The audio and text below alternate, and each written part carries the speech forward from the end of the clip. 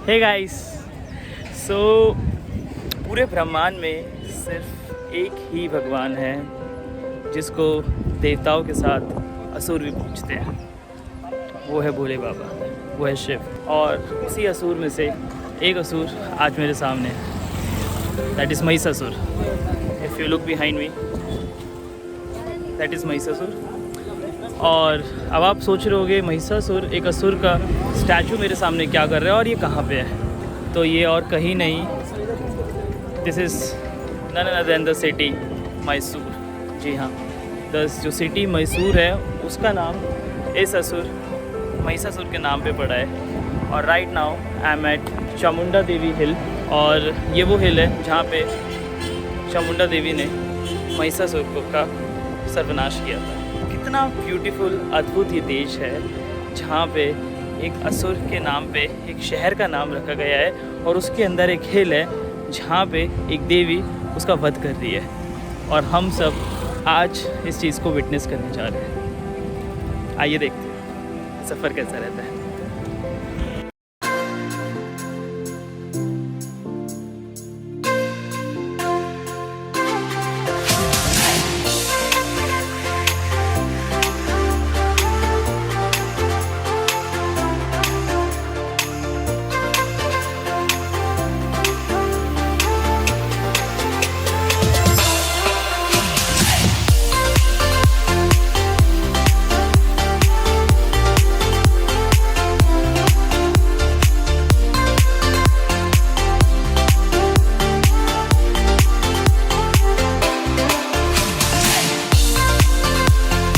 दोस्तों, मैसूर के बारे में कहा जाता है कि ये है रेशम का नगर यानी सिटी ऑफ सिल्क, महलों का नगर यानी सिटी ऑफ पैलेस, चंदन का नगर यानी सिटी ऑफ सैंडल और बगीचों का नगर यानी सिटी ऑफ गार्डन।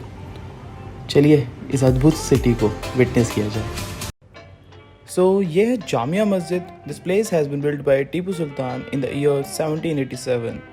आज इस जगह को मदरसे के रूप में इस्तेमाल किया जा रहा है।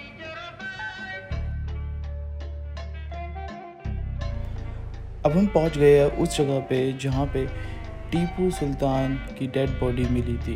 Yes guys, Tipu Sultan has been died in the 4th Mysore war and at that time he was 49 year old. अब ये जो आप देख रहे हैं ये वो गेट है, इसको वाटर गेट बोला जाता है। और ये एक सीक्रेट गेट था जहाँ से टीपू सुल्तान का एंट्रेंस और एग्जिट हुआ जाता है। टीपू सुल्तान के जो रक्षा मंत्री थे मीर सिद्दीकी, उन्होंने धोखा दिया टीपू सुल्तान को और ब्रिटिशर्स को इसी रास्ते के बारे में बताया गया और यहीं से ब्रिटिशर्स ने आके टीपू सुल्तान के ऊपर अटैक किया था। उस दिन लड़ाई दोपहर 12 बजे शुरू हुई और लगभग 6 बजे तक ख़त्म हुई। और जब लड़ाई ख़त्म हुई तो पूरा श्रीरंगपट्टनम तबाह हो चुका था। दोस्तों, अब हम पहुंचने वाले हैं रंगनाथ स्वामी टेम्पल। इसके अंदर भगवान विष्णु की सोई हुई मूर्ति है। मंदिर के बाहर आपको बहुत सी खाने पीने की और शॉपिंग करने की बहुत सी छोटी और सुंदर शॉप्स आपको मिल जाएगी। मंदिरों और कोई भी रिलीजियस प्लेसेस के बाहर आपको अधिकतर शॉप्स दिखती है खाने पीने की, सामान बेचने की। एक धार्मिक स्थल का महत्व एक देश में ये भी होता है कि वो अनेक लोगों को रोज़गार देता है, एक लाइवलीहुड देता है। और अधिकतर पुराने टाइम से जो मंदिर होते हैं वो नदियों के किनारे ही बसाए जाते थे और ये मंदिर भी रिवर कावेरी के बिल्कुल पास में ही सिचुएटेड है। इस मंदिर का जो आर्किटेक्ट है वो बिल्कुल द्रविडियन स्टाइल में बनाया गया है और जो इसका मेकिंग आप देख सकते हैं कि कितना सुंदर आर्किटेक्चर डिज़ाइन इसका है। And that too in that era, आज से कितने सालों पहले ये मंदिर बनाया गया था और इतना खूबसूरत, बिना किसी लेटेस्ट टेक्नोलॉजी के, बिना बिफोर इंडस्ट्रियल रेवोल्यूशन आप कह सकते हैं। तो दिस शोज़ कि हमारा जो इंडियन कल्चर था वो कितना डेप्थ था, ना कि सिर्फ योगिक फील्ड के अंदर, बट आप देख सकते हैं मैथमेटिक्स और साइंस दोनों का ही बहुत ज़्यादा यूज़ होता है। कोई भी अगर आपको आर्किटेक्चरल कंस्ट्रक्शन करना होता है, अगर आप उस पॉइंट ऑफ व्यू से देखोगे, the symmetricity between the pillars, कितना दो पिलर्स के बीच में कितना गैप होना चाहिए, कितना परपेंडिकुलर होना चाहिए और डिफरेंट एंगल्स कंस्ट्रक्शन में, तो वो सब चीज़ें दिखाता है कि उस टाइम के लोग में कितनी समझ थी और कितना वो लोग आगे थे। मैं मंदिर के अंदर तो वीडियोग्राफी नहीं कर सकता, तो आप मेन मूर्ति के भगवान विष्णु की दर्शन नहीं कर पाएंगे, उसके लिए आपको खुद से वहाँ पे जाना पड़ेगा। बट मैं आपको बस बाहर का ये विजुअल्स दिखा सकता हूँ जो कि बेहद ही खूबसूरत था। और नॉर्थ इंडिया के जो टेम्पल्स है वहाँ से ये साउथ इंडिया के जो टेम्पल्स होते हैं काफ़ी डिफरेंट होते हैं। So one has to experience it both in my opinion. मस्जिद और मंदिर के बाद कौन सी जगह है जो आप देखना चाहोगे? मैं देखना चाहूँगा Saint Philomena Cathedral Church. This is one of the largest church in India and also one of the tallest in Asia. This is one of the important tourist attraction in Mysore. So this church was built to honor in the memory of Saint Philomena, a Catholic saint of Roman Catholic Church. एक interesting चीज़ इस church के बारे में मुझे लगी कि ये church बनाया गया था एक महाराजा के द्वारा in 1843 in the memory of this 4th century saint. Or this church was built as a gift to large number of European population that was residing in Mysore in the 19th century. और ये church काफ़ी Bollywood movies के अंदर आपने शायद देखा हो। एक मूवी जो मेरे दिमाग में अभी आ रही है and that is Amar Akbar Anthony, one of the epic movie of Bollywood. This church has been featured in that movie.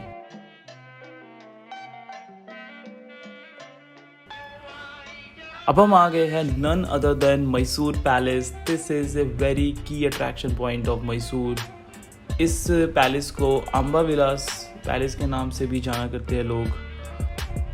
ये पैलेस इंडिया का सबसे बड़ा पैलेस है और दुनिया का सबसे बड़े पैलेसों में से एक माना जाता है और बहुत खूबसूरत पैलेस है. कम से कम 1 से 2 घंटा आपको चाहिए होंगे इस पैलेस को अच्छे से घूमने के लिए.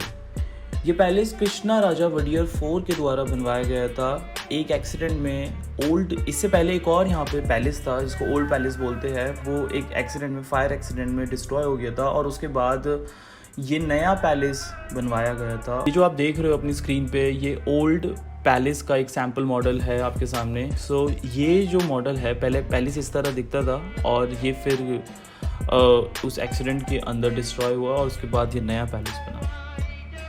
और ये देखिए ये जो रूफ़ है कितनी प्यारी रूफ़ है. मतलब ये दिखने में अगर आप ध्यान से देखिए और थोड़ी आपको अगर याद हो बचपन में आपने पढ़ा था वो डायमीटर, वो रेडियस, वो सर्कल. सो इनका जो मेज़रमेंट देखिए तो बिल्कुल एग्जैक्ट मेज़रमेंट्स है सारे जितने भी आप ये सर्कल्स देख रहे हो रूफ़ के ऊपर. सो ये सब दिखाता है कि जैसे मैं बार बार इस पर एम्फसाइज़ कर रहा हूँ कि आज से 100-150 साल पहले किस तरह के आपके पास ऑपरेशनल कितने ज़्यादा चैलेंजेस होते होंगे ये सब चीज़ें बनाने में. और ये वो खूबसूरत चीज़ें इस पैलेस की जो उस टाइम पे यूज़ होती थी पैलेस के अंदर आज डिस्प्ले में हम अपने सामने देख रहे हैं.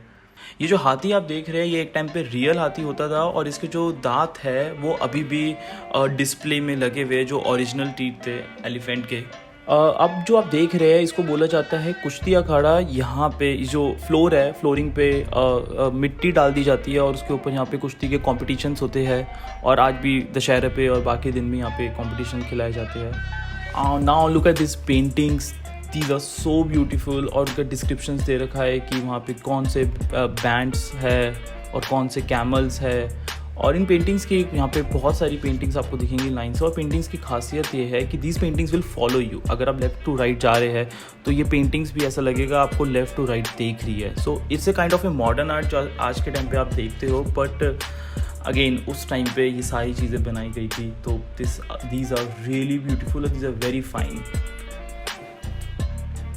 आई डोंट नो कि कैमरा इनको कितना कैप्चर कर पा रहा है. I don't think so camera is justifying it. You have to see it with your naked eyes. अब आप देख रहे हो शारदी मंडप भवन. इसको मयूर मंडप भी बोला जाता है. और this place is again very beautiful, very different. I have never seen such type of place ever. और यहाँ पे लेफ़्ट साइड पे फिर से आपको बहुत अच्छी पेंटिंग्स दिखेंगी. और राइट साइड पे यहाँ पे शादियाँ होती थी, जो महल के इम्पोर्टेंट लोग होते होंगे उनकी शादियाँ होती होंगी। Look at this beautiful pillars. मेरे को तो ये सारी जो पेंटिंग्स थी बहुत ज़्यादा खूबसूरत लगी, और आई डोंट नो कि किसने बनाई है, क्योंकि नीचे क्रेडिट नहीं लिखा हुआ पेंटिंग्स के, उन पर्सन्स के नाम के बारे में। उस टाइम पे शायद क्रेडिट और ये कॉपीराइट वगैरह चीज़ें नहीं चलती होगी बट काफ़ी सुंदर ये सब पेंटिंग्स है। ये हमें बता रहा है कि उनका क्या कल्चर था, किस तरह के वो लोग कपड़े पहनते थे, किस तरह से रहते थे। ये जो आप सब देख रहे हैं रॉयल पिक्चर्स फैमिली की।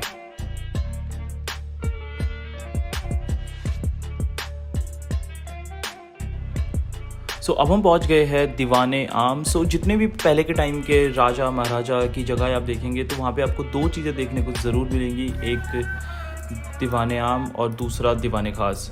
ये इस महल का दीवाने आम है। दीवाने आम का मतलब हो गया एक तरह से आप समझ लीजिए कि सुप्रीम कोर्ट। आप ये देख रहे हैं कि यहाँ पे प्रजा बैठती थी, सब लोग बैठते थे यहाँ पे, जो भी सुनने आते थे, हियरिंग बोला जाए तो यहाँ पे हियरिंग जो देखने आते थे। और ऊपर भी आप देख रहे हैं तो वहाँ पे फीमेल लेडीज़ बैठा करती थी, क्योंकि वहाँ पर्दे लगे रखे हैं तो। और यहाँ पे लोग बैठा करते थे सामने से, जो भी यहाँ की प्रक्रिया होती थी उसको देखना। और यहाँ पे सारे मंत्री जो भी होते होंगे राजा के, वो सब आते थे। अब आप देख रहे हैं दीवाने खास। और दीवाने खास का मतलब हो गया कि पार्लियामेंट, जहाँ पे जो भी राजा के जो काउंसिल होता होगा, और राजा जिसमें खुद शामिल होते थे और वो डिसीजंस लेते थे।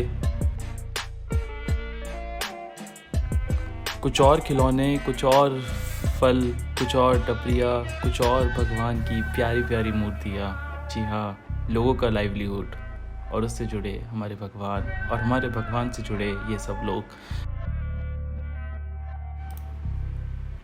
जी हाँ, अब हम आ गए हैं चामुंडी हिल। ये जो मंदिर है, इसकी मान्यता है कि जो चामुंडी देवी थी, उन्होंने असुर महिषासुर का वध किया था एक लड़ाई के बाद। और काफ़ी खूबसूरत मंदिर है। अगेन ये मंदिर भी द्रविडियन स्टाइल में बना है, और एक ये हिल के ऊपर मंदिर है, तो जहाँ से जो व्यू भी दिखता है वो बहुत ही खूबसूरत दिखता है।